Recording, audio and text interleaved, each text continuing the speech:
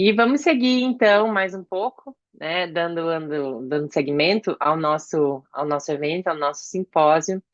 Eu vou apresentar o nosso próximo palestrante, que é o professor David Hood. O professor David atualmente é professor da Escola de Cinesiologia e Ciências da Saúde, da Faculdade da Saúde da Universidade de York, e diretor fundador do Muscle Health Research Center. Também é ex-presidente da Cátedra de Pesquisa do Canadá em Fisiologia Celular, onde atuou por 3 mandatos, de 2003 a 2024. Feel welcome, Professor David, Thank you. Thank you and very feel free to begin. We are much. looking for your insights. Okay, thank you. Let me share my screen and you can tell me if it all goes well here. Yeah, One moment.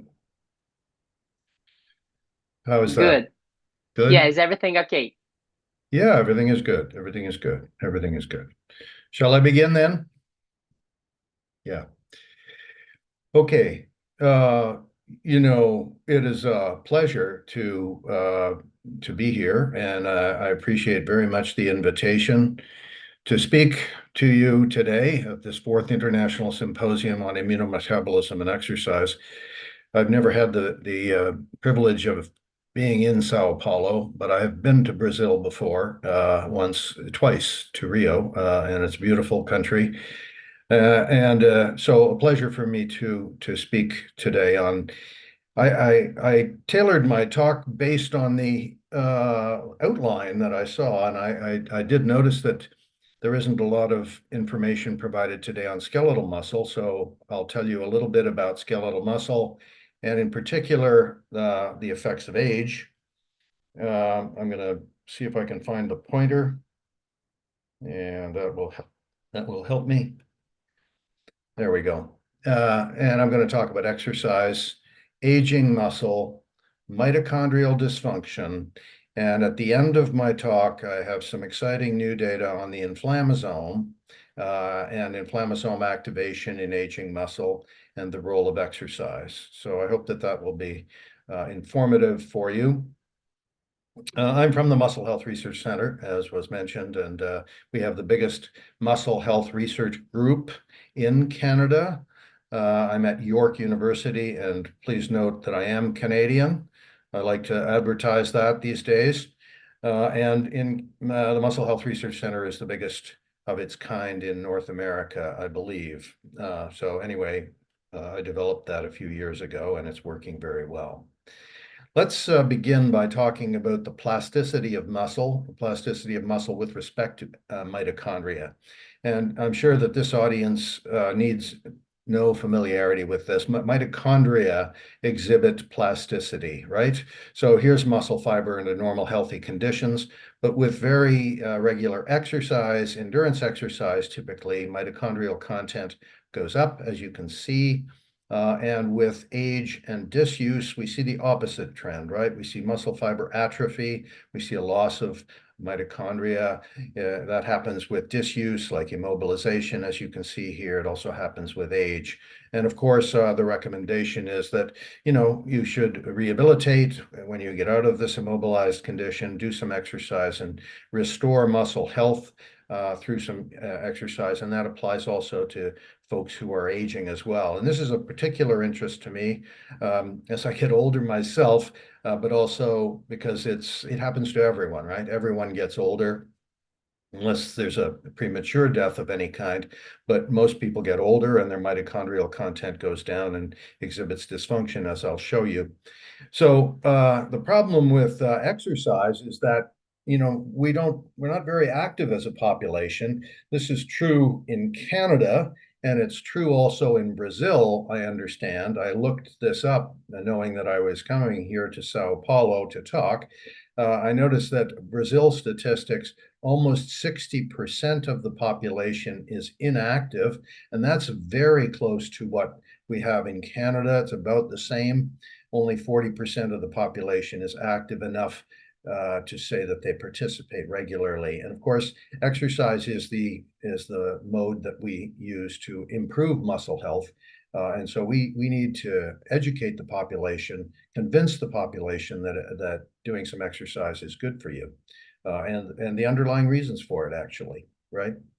Okay, so what is mitochondrial dysfunction has two important things that go wrong with it when you have mitochondrial dysfunction.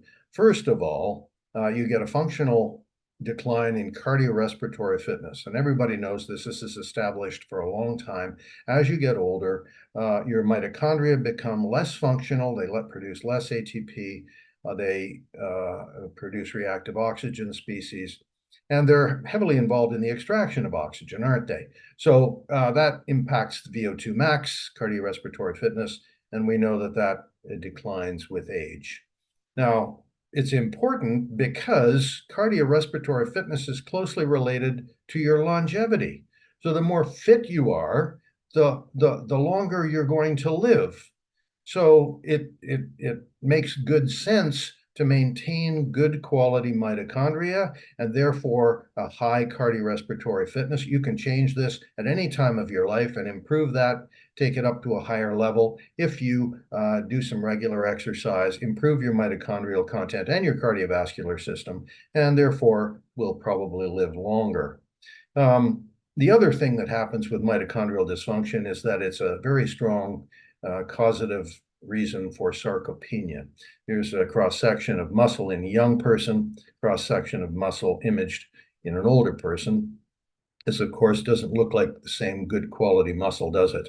It's that leads to frailty, it leads to weakness, it leads to instability. And once a person falls when they're aged, and they break some bones because they're too weak to stand or too weak to get out of bed or whatever, it's downhill from there. To be honest, it leads to decline very, very quickly.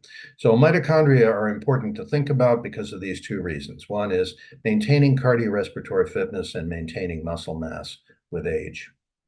Here's what happens to mitochondria with age. This is a great picture by colleague Hans Hoppler from Switzerland. He's a wonderful microscopist who gave us this picture to use. And this shows the subsarcolemmal mitochondria in muscle, and it also shows the intermyofibrillar mitochondria in muscle. We call them SS and IMF mitochondria. You can see the connectivity of mitochondria in muscle, and these are a different morphology. They're more oval-like. They live under the sarcolemma here, and they adapt very well to exercise and the opposite direction in response to aging and disuse. They go down very quickly. But with age, Tarnopolsky and his group at McMaster University measured mitochondrial number in old individuals. It goes down. Mitochondrial markers like cytochrome oxidase go down. Citrate synthase, same thing, all go down. And so mitochondrial content goes down. There's a functional decline, and there's fragmentation of mitochondria as well. This reticular network starts to break up into smaller pieces, and that is not good for muscle health because fragmented mitochondria produce more reactive oxygen species, and they're less metabolically efficient. So, how do we study muscle directly? Of course, many of you are aware of this, but this is obviously a biopsy technique taken, and this is how we study muscle very often. We take a biopsy, apply some suction, get a piece of muscle, and this is the biopsy needle. And from that, we can look at young muscle, we can look at old muscle, and we take the muscle and we cut it using a cryostat like this. We take some sections. You can see the sections being generated there with the cryostat. And when we do that, we can take those sections and we can put them on microscope slides like this, and they can represent serial sections, and we can study them and stain them for different mitochondrial enzymes, for example, or for studying muscle fiber types, right? And if you look at a comparison of young muscle versus old muscle, you can see the atrophy of the muscle from the young to the old. And you can see these are type 1 fibers and these are type 2 fibers. Look in the young how big these type 2 fibers are. And what's happening to them with age is that they atrophy quite considerably, right? So do this type 1 fibers, but not as much. Here's fiber area, fiber size. Type 1 fibers atrophy in the older person, but in the type 2 fibers atrophy more. So we lose our most powerful motor units with age. So we lose power with age because these type 2 fibers are more powerful than the type 1 fibers, right? So that's why one of the reasons why we lose power as we get older, the selective or preferential atrophy of type 2 fibers. And that makes the muscle weaker and slower. So if you activate the muscle in a twitch, you get contraction and relaxation in a young muscle. And this is attenuated. You can see lower and more prolonged. It's a slower muscle because we've lost fast twitch fibers. So the muscle becomes slower. Yeah. And you can see here the degree of muscle mass loss and strength. This is just a cartoon of the atrophy that you can see with age. This happens in both males and females. And beyond the age of about 50 to 60 years old, we're starting to lose strength quite considerably here because we're losing muscle mass. And that accounts for some traumatic injuries that contributes to elevated healthcare costs, of course. So it makes good sense to think about muscle, think about remaining active, preserving muscle mass, and part of that is to preserve mitochondria and therefore preserve muscle mass. Okay.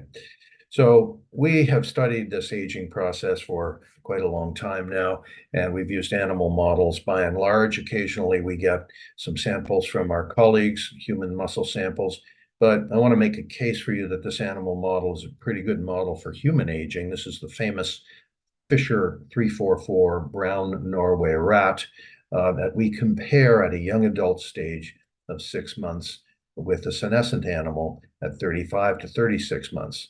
So I just showed you the decay of muscle mass in humans. You can see a very parallel pattern here in this rat model of the Fisher brown Norway rat at 39 months. They're very senescent. They've lost a lot of muscle mass. You can see the quadriceps muscle over the course of age in this animal has atrophied quite a bit. This is, of course, what we call sarcopenia, and it replicates what we have in human muscle quite well. So if you want to do some more mechanistic type studies using animal models, this is not a bad model to use. More recently, we've gone to the Jackson Labs, and we can order mice that are aged as well. We didn't used to be able to do that, but in our more recent studies, we've abandoned this Fisher 344 rat and gone to mouse models of aging. And I'll show you some data from that in a few moments. Okay, so this model of aging, you can see we've tested it. This is the mouse model in an in situ contractile apparatus. This is the gastrocnemius muscle, and it's tied to a force transducer over here, and we're stimulating the muscle with an electrode, and we can measure the strength of the muscle per unit of mass, and you can see that the quality of the muscle diminishes in the old mouse, just like it does in humans. And this is not because the muscle is smaller, of course. We've corrected for the mass of the muscle. It's a lower quality muscle per unit of mass, right? So we're losing good quality muscle. Here is the sarcopenia that you can see here in slow twitch soleus muscle in 36-month-old rat. This is the plantaris, also losing muscle mass. And it's corrected for body mass, right? So we have lower muscle mass in fast twitch muscles and slow twitch muscles, not in the heart hypertrophies as it does in humans often. And so again, this resembles what happens in humans. The endurance, of course, is impaired. This is with repeated contractions of the muscle. We look at the force decline. This is what happens in a young muscle. It maintains force. It's fatiguing, but not nearly as much as the old muscle does. You can see how much fatigue the old muscle exhibits with an endurance test using this kind of an apparatus where you make the muscle contract repeatedly, it loses force very rapidly. So this is an endurance test. So aged muscle is smaller, it's weaker, it has less endurance than young muscle. And of course, I'm sure that many of you know that endurance is very, very closely related to the mitochondrial content, right? Yeah. So let's move on in a minute. Let's see if I can change the slide.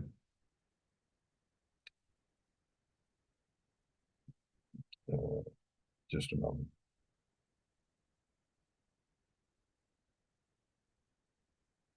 There we go. Sometimes that happens. Okay. So endurance is related to mitochondrial content, and here is mitochondrial content in the slow and fast twitch muscles. You can see in aged slow twitch muscles, less mitochondria, in fast twitch muscles as well. If you look at the function of the mitochondria, that is basal or state 4 respiration and active respiration, state 3 respiration, you can see lower basal respiration with age and lower active respiration with age. So content and function are reduced in aged muscle. So to understand this, we have to look at the life cycle of the mitochondria. We have to examine what's the molecular basis for this decline. So this is one of my favorite pictures. It describes mitochondrial content as a reticulum here, and on the right-hand side is the biogenesis of mitochondria, and on the left-hand side is the degradation of mitochondria, right? So we can activate processes in the nucleus, that is transcription. There's a very famous protein that I'll discuss, PGC1 alpha, that is a transcriptional coactivator for transcription factors that transcribes mRNAs, many mRNAs that are translated into protein.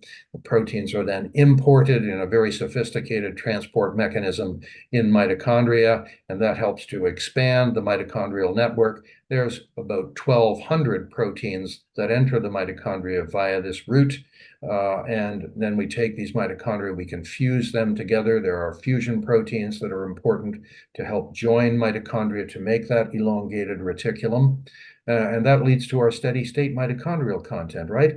But there are some times that mitochondria become dysfunctional. Segments of mitochondria, like shown in green here, become dysfunctional, and they have to be cleaved. They have to be removed, and that process is called fission, and there are a number of fission proteins that are responsible for cutting off this bad part of the mitochondria, and they become fragmented like this, and they exhibit dysfunction. They have high reactive oxygen species, low membrane potential. They don't produce as much ATP, and they, of course, need to be discarded. And that discarded pathway is called mitophagy, and we've more recently begun to study the pathway of mitophagy, where you package these mitochondria in an autophagosome and transport them to the lysosome for degradation.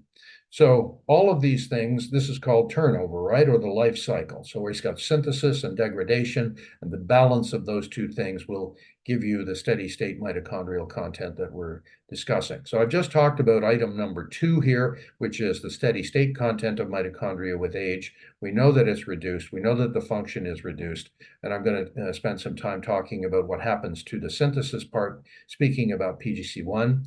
Then I'll talk a little bit about the degradation part, speaking about the lysosomes. That's number 1 and number 3.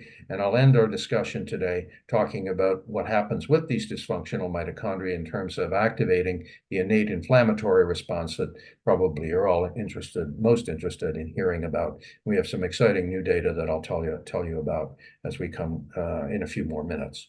Okay, and one of the questions I've been asking myself for a long period of time, because there's such dysfunction in mitochondria, and apparently other people think about it too. This is in the New York Times Magazine, which has a very wide circulation, and the back cover of the New York Times Magazine is, can we reverse aging? Can we reverse it with some pharmaceuticals? Can we do it with nutraceuticals? Can we do it with exercise? And of course, that's of most great interest to me and to many, many people. Of course, this is a very fundable research topic. So let me begin with number 1, and that is the discussion of the special protein. If you're interested in metabolism, of course, it's hard to escape this protein. Everyone knows about PPAR gamma coactivator 1 alpha, or PGC1, discovered in 1998 by Bruce Spiegelman. So we've been interested in what the signals are that activate PGC1, that allow it to go into the nucleus to activate transcription factors, leading to mRNAs, encoding many proteins, leading to the protein synthesis and then import into mitochondria.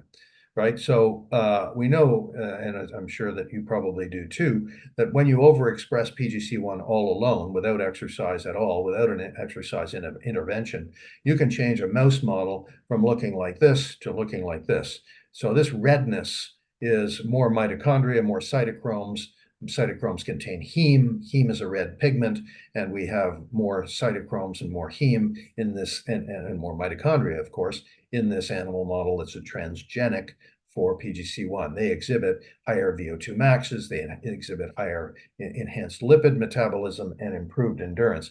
And this is a perfect training phenotype, except that they didn't train at all. All that happened was that they were overexpressing PGC1. When you knock out PGC1, you go from this red muscle to the pink muscle to an even more pale muscle. If I had it on the left, I would show you, but that is even less mitochondria, mitochondrial dysfunction, reduced content, poor mitochondrial function, and enhanced apoptotic susceptibility, which does not help preserve muscle mass. Okay, so now we know what PGC1 does. What happens with age? Well, we knew this a long time ago. PGC1 protein goes down in old muscle. So that's going to reduce the transcriptional drive toward mitochondria and could be a real cause of why mitochondrial content is reduced. So naturally, we wanted to attack this and figure out why is the PGC1 protein reduced.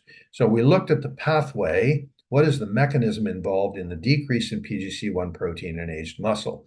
So naturally, we have to look at the nucleus. We have to say, here's the gene. What is it doing? It's transcribing PGC1 mRNA. That mRNA can undergo decay. It can be translated into protein. And the first thing we noted was that PGC1 mRNA is also reduced, right, in old muscle. So we have reduced protein, we have reduced mRNA, and we asked ourselves then, what about the transcription process? Is that impaired with age? So to study that, we know that transcription is driven by the upstream regulatory regions of genes called the promoters, and downstream, of course, we have the gene itself, right? So we used this knowledge to create a vector which has the PGC1 promoter in it, and a downstream luciferase reporter, and a plasmid DNA backbone, of course. And we took that to study the transcription process. So here's my Fisher 344 brown Norway rat. We compared young, relatively young to very old animals, and we electroporated this expression vector into one leg, the other leg it was an empty vector or resting muscle. That is, we injected the promoter and examined the contractile activity response to see what happens to transcription. Because we measure luciferase, it's going to tell us what happens to transcription. So we electroporate that promoter, we give it 7 days for gene expression, then we take the muscle and we make it contract like I showed you in that model of the mouse there, an in situ preparation. We make it contract for about 40 minutes at increasing workloads. These are increasing tetanic contractions per second, followed by a recovery period. And we take the muscle out here, or we take the muscle out here. This is an exercise test, basically, for the muscle, right? That's what we're looking for. So let's look at what the system looks like. There's the animal there. This happens to be a white rat for this picture, but that's okay. We have a force transducer. We keep the muscle nice and warm. We monitor the temperature. We have a stimulating electrode here. We monitor the force on the computer. We can electroporate if we want to. This is a stimulator unit that increases the amount of contractile activity, like rising up on the treadmill, right? So it's increasing workload for 40 minutes. There's a close-up of the TA muscle there and intramuscular electrodes that we use. Okay, so let's look at the data and see what we're looking at. Again, I remind you, this is an assessment of transcription. So we compared, of course, young versus old, both at rest and then in response to that exercise and recovery. This is great work by Heather Carter, who published in Journal of Applied Physiology in 2018. So let's look at the purple bars to begin with. This is transcription at rest in young and transcription at rest in the aged muscle. And you can see right away, without any exercise intervention, that the transcription of PGC1 is less than half in aged muscle compared to young. So we could stop right there. We know that PGC1 protein is down, mRNA is down, and now we know that the transcription is down. And so the reduced protein in aged muscle could be simply a result of a decrease in transcription, right? And that's likely a major cause. Here's the highlight. The highlight is that after contractile activity, or what we're calling exercise here, we can activate the transcription of PGC1 by about double.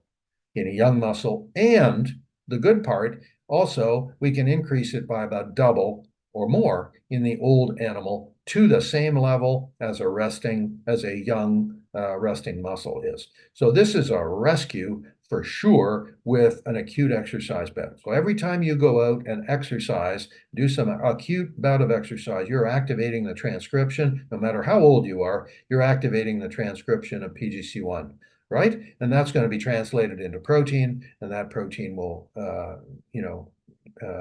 help make more mitochondria for us over the course of time. And then during the recovery phase, of course, as exercise is over, the transcription goes back down to the resting level, as you can see. So these were great data that I was very pleased that we achieved. It shows us that acute exercise helps us maintain mitochondrial content every time you exercise. Okay, now what about chronic exercise? Chronic exercise, we use a couple of different models for that. We have, of course, a running mouse treadmill and treadmill training, and we have a chronic stimulation model in the rat that we use as well. So this is an example of that, and I'll show you the live picture in a minute.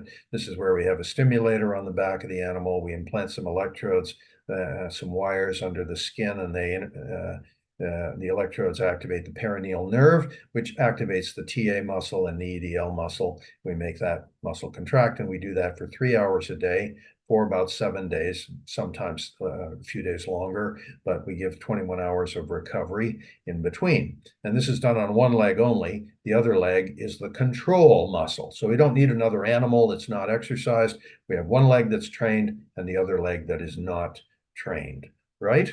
Yeah, so it's a good model. And you can see here's the Sprague-Dawley rat with the contractile activity happening here. This is the Fisher-Brown Norway rat with the muscle contracting. You can see the backpack, the stimulator here on the back. And in the Brown Norway rat, we had it implanted in the peritoneal space, so you can't really see it. And he's just resting. They're all happy. They recover from surgery, but this leg undergoes contractile activity like endurance training. The muscle does not hypertrophy. This is not a growth stimulus. It's an endurance exercise training model. And if you look at the muscle at the end, you can see here in the young muscle, you can see how healthy the muscle looks, right? You can see how pink that is. You can see redder muscle here after contractile activity. We call it chronic contractile activity. You can see the redness of the muscle indicating more mitochondria. In the aged muscle, you can see the frailty of the muscle. You can see how atrophied it is. But nonetheless, there's the TA muscle, and you can see a redder TA muscle here in the aged muscle, representing more mitochondria as a result of that contractile activity. So to put it in a graphic form rather than in just an image form, we measure mitochondrial content here using several different parameters. This is cytochrome oxidase activity in the young, and in the aged, you can see it's reduced as we expect. Chronic contractile activity increases it quite considerably, as training will in the young, and it increases it in the old, but you can see that the response is attenuated here in the old muscle, can't you?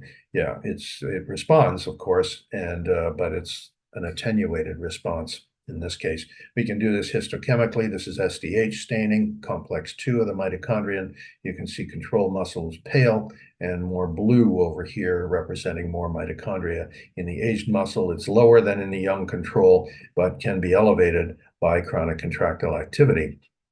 And then finally, functionally in ROS emission, we look at better quality mitochondria here with chronic stimulation, okay? Here is ROS production in control muscle. Here it is in control aged muscle. This is young, this is old. You can see ROS emission is higher with age. That's well known, but exercise brings down that ROS emission, brings it down in young, brings it down in old, so that ROS signaling is attenuated with exercise, and that's been known also for some period of time. So we have more mitochondria, and they're better quality mitochondria with less ROS emission. It's a fabulous, fabulous adaptation. Okay, so I've told you a lot about this side of the equation right now, and let's move to looking at the lysosome, and then we'll get to the inflammatory response. So you know, the lysosome is responsible for degrading all kinds of things that we don't want in the muscle anymore, including bad mitochondria, and that's through mitophagy. When I started studying this, I had no idea that there were this many lysosomes in a myoblast. If you look at this muscle fiber here, what we have is, of course, in blue is the nuclei, and red is mitochondria, and the lysosomes are green. I would never have thought before I started studying this, we had so many lysosomes in skeletal muscle fibers. I didn't really appreciate that.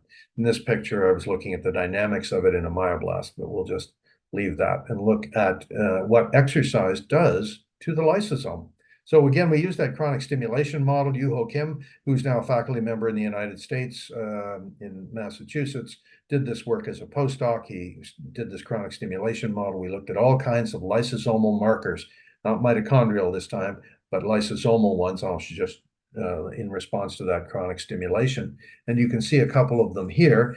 And the title is Exercise Increases like Lysosomal Degradation Capacity. You can see a bunch of markers here measured by Western blot. You can see the graphic analysis. Here, the white bars represent chronic stimulation. You can see big changes after 3 days of chronic stimulation of these markers that are in lysosomes. This is a few lysosomal membrane protein, and this is a calcium channel in the lysosome.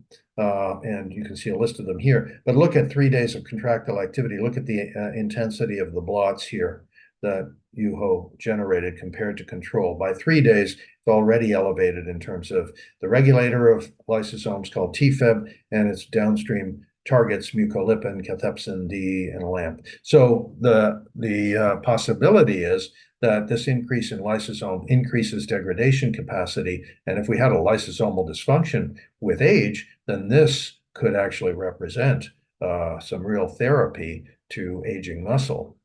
And so we also did this contractile activity in a petri dish. We call this exercise in a dish. You can see with this ancient looking stimulator that we have here, we have electrodes in the 6-well dish, and we have, myotubes in the dish. We make them contract like you can see here. And this is what we call this exercise in a dish. And we can see adaptations, go back.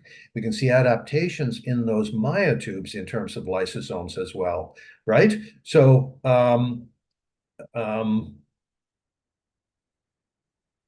sorry. So with chronic contractile activity in those myotubes, you can see that lysosomal area goes up, proteolytic function goes up.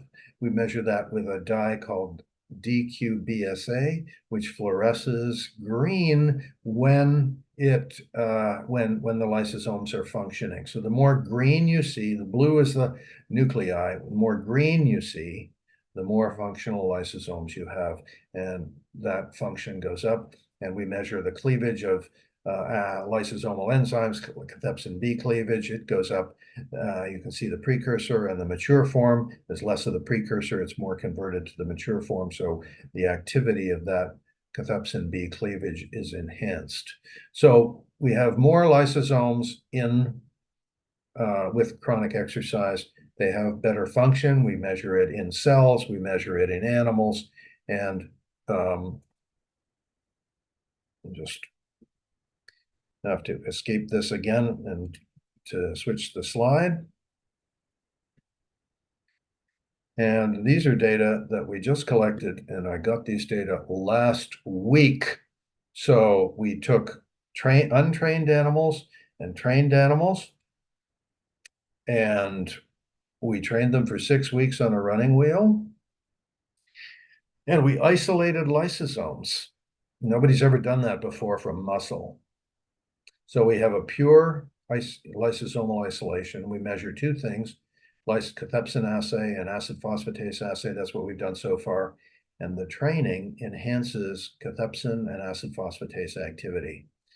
So this is the first time this has ever been done, and we're preparing that for publication, but we're not ready yet. So you get some early data on what's going on with training and lysosomal function. We're very excited about this. We also tried some drugs to see some different nutraceuticals to see what would happen to lysosomes. This is the first paper we published on this. Nusha Moradi used mitochondrial biogenesis activating agent, urolithin A, which is a mitophagy activating agent, and sulforaphane, which is supposed to provide an antioxidant response, an enhanced antioxidant response.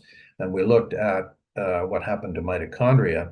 And the most pronounced thing we saw was the sulforaphane. Sulforaphane is a derivative, a drug from broccoli, an thiocyanate derivative from broccoli. So I'll show you what happened with the sulforaphane. Sulforaphane activates the NRF2 pathway. So under normal conditions, NRF2, the antioxidant transcription factor, is sequestered in the cytoplasm by KEAP1. When you add sulforaphane, it opens up the KEAP1, and NRF2 can then travel to the nucleus, where it activates the transcription of what is long thought to be just antioxidant enzymes, right? So that's what we were after. We were looking for an antioxidant enzyme response with the use of this sulforaphane. You can see under SFN treatment here, look at the NRF2 going to the nucleus, NRF2 going to the nucleus. So it really very responsive to sulforaphane. There it is, a big change from the vehicle-treated sulforaphane in the nucleus. It activates, it increases mitochondrial respiration. 24 hours of treatment or 48 hours increases ATP production in myotubes. You can see more mitochondria here using MitoTracker Green when subjected to sulforaphane treatment. And why did the mitochondria go up? It's because we activated PGC1. This is the PGC1 transcription that you can see with sulforaphane treatment compared to the vehicle. So this is very exciting. But what happened to lysosomes and mitochondria? Well, lots of Western blots. This was published earlier this year in AJP Cell. I showed you the reference right here. This is Sabrina Champsey's work. She did wonderful work. And you can see here under sulforaphane treatment, mitochondrial markers go up markedly. But the point of the discussion is what happens to the lysosomes. They go up, and these lysosomal markers also go up, and so do antioxidant enzymes. So this is pretty exciting for us as well. And we come to the conclusion that both exercise and this sulforaphane derived from broccoli are good mitochondrial and lysosomal medicines for muscle. Okay, we can improve mitochondrial content and function. We can improve lysosomal content with both of these treatments. Now we see what happens when we put them together. That'll be exciting to find out. We're in the process of doing that right now. Okay, back to the life cycle and the final little discussion that I want to have with you, and that is to talk about what we know so far about this innate inflammatory response and the data that we've just acquired there.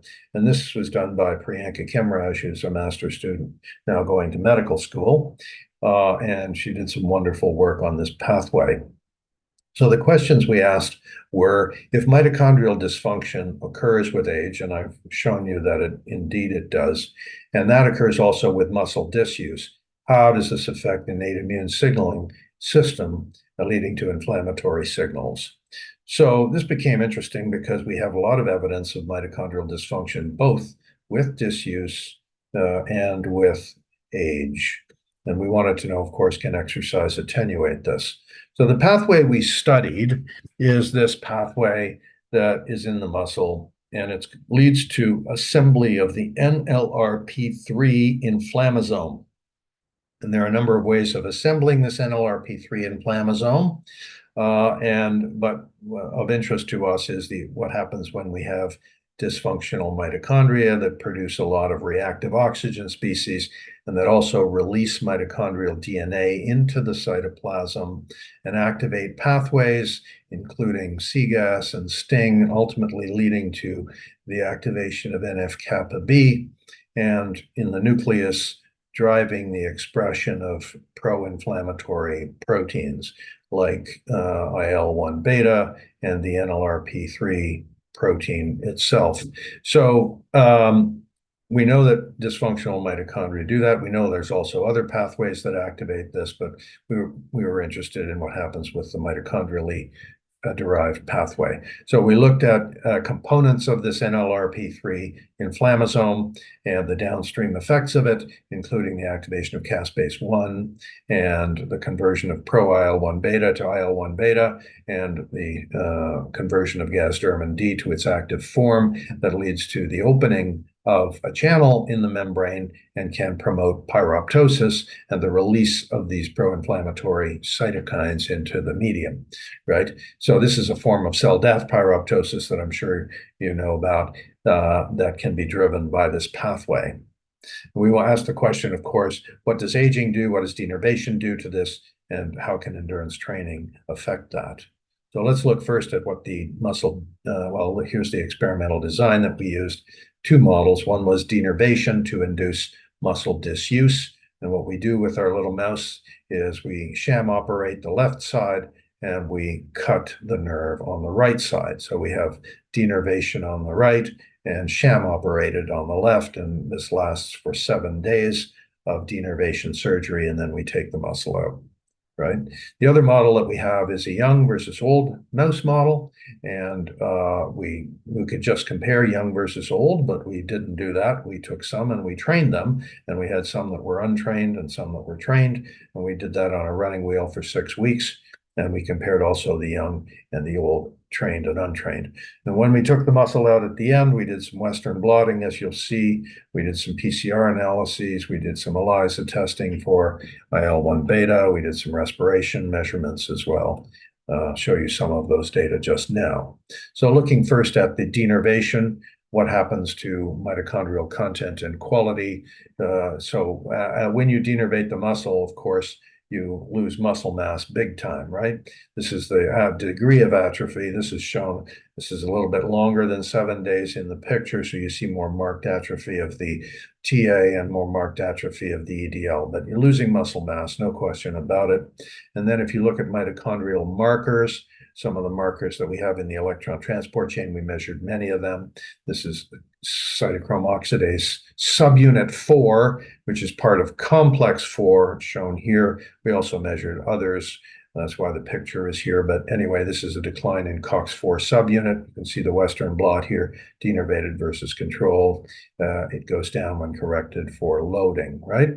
And this is just a sample of one of the proteins we measured. If we measure the function, oxygen consumption using the Ouroboros instrument in permeabilized fibers, you can see complex 1 respiration goes down with denervation, and this is basal, and then active respiration goes down. We did all kinds of measurements of oxygen consumption that show an impairment with denervation, and this is nothing new. We also measured reactive oxygen species production, also nothing new, but you can see subsarcolemmal mitochondria increase their ROS production, and so do intermyofibrillar mitochondria. This is a typical finding with muscle disuse of varying durations here. This is actually taken from a different experiment, but we show the same thing in this mouse model. So 7 days of muscle disuse leads to reduced mitochondrial content and function. This is in Journal of Applied Physiology. You're going to see this come out in press in a couple of months.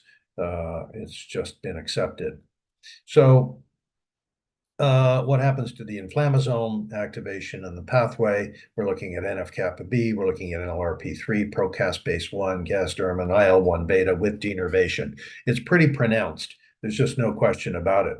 Look at the control versus denervated lanes here for NF-kappa B, NLRP3, caspase-1, perhaps the middle bar is the most demonstrative of that. Big increase, big increase, big increase, big increase in procaspase-1, gasdermin D, and its cleavage product here, all corrected for loading. IL-1 beta goes up, measured by ELISA. So you can see the graphic illustration of those changes here, big significant changes. Denervation is a great model to study the pathology of muscle. So 7 days of muscle disuse, upregulation of the NLRP3 pathway in muscle, no doubt about it. Now, because the muscle is denervated, we can't then take the animal and exercise it. So this is a summary of what happens. Mitochondrial content and quality go down. Inflammasome signaling goes up. mitochondrial permeabilization and DNA sensing proteins go up and reactive oxygen species go up. So because we can't exercise a denervated muscle, we decided we'd go to the aging model, which is more of interest anyway. And the running wheels that we have are pretty rudimentary, but they are effective. We compared 6 to 7 month to 21 to 22-month-old animals, either trained or untrained, and we trained them this way, right? And the first question you're going to ask is, how effective is the training? Well, look at how much less the aged animals ran. They ran like, well, three to four-fold less than young animals. Young animals run with great gusto, and aged animals not so much. And I guess that's the same with people, isn't it? Older people don't run as much as younger people, so they're not much different from anybody else. However, they nonetheless exhibited some very nice adaptations to this running. So first of all, in terms of muscle mass, here you see the young muscle mass went up, despite the fact that this is an endurance exercise protocol. The muscle mass went up. The aged muscle is atrophied. It's undergoing sarcopenia, but exercise rescued that muscle mass.